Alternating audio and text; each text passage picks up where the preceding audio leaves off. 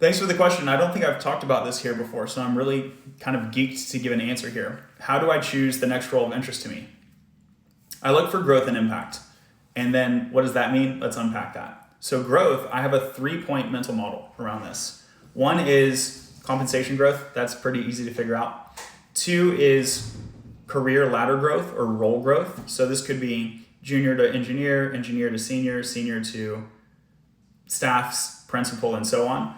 I also include role changes here. So if I want to move from engineering, like senior engineer to engineering manager, that might technically be a sideways move, but I would include it in this form of role growth. And then third is skill growth, as well as domain knowledge. So it could be hard or soft skills. For example, I'll be working with GCP more in the next role. It could be picking up a new language, something like this. Even within a language, maybe it's just a new framework. So maybe you already know React, but you're going to branch out and learn Angular. And those seem adjacent, and that's intentional. And then also domain growth. So 401k, Guideline specializes in 401k, which is in fintech.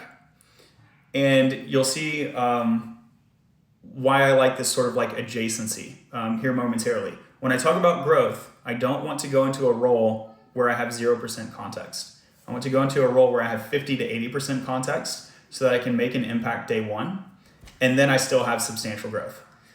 And so you can see where, okay, I've worked at Capital One, I've worked at like lending, so I have fintech experience, but the specific niche around like insurance would have been one of the companies that I applied with that I thought was really interesting. Or business to business lending was another company where I was like, oh, that could be really cool. And so for Guideline in particular, the attractor would be 401k specialty and like retirement. So yeah, the domain was interesting. The tech stack, I have that it hits the 50 to 80% checkbox. The comp is good. It's remote. That was an attractor for sure. And then here's the clincher. The clincher is that the people were awesome. So when you're interviewing a company, it should be a two-way street. They're interviewing you. You should be interviewing them, making sure that it's a cultural fit, we could say. So at Guideline, I had a really diverse set of interviewers, but not only were they diverse, they were like really smart and really nice. It was like checking a lot of boxes.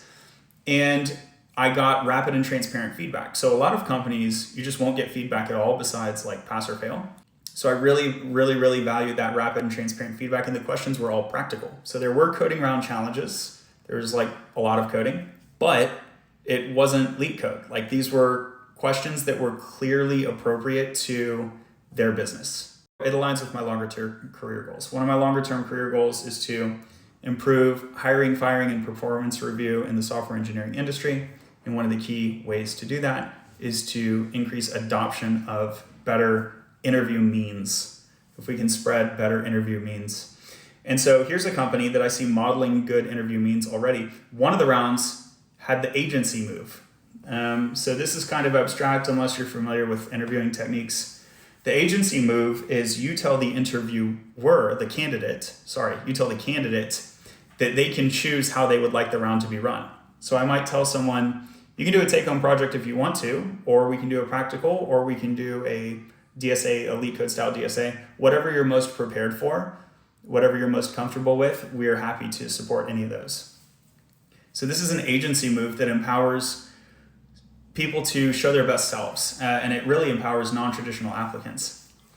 Believe it or not, I am a non-traditional applicant. You might not be able to tell, but because of my demographic, but my education background, I'm self-taught and I have a background in economics. So there are elements of DSA that I really struggle with, and if you've been following the series, you'll be aware of that.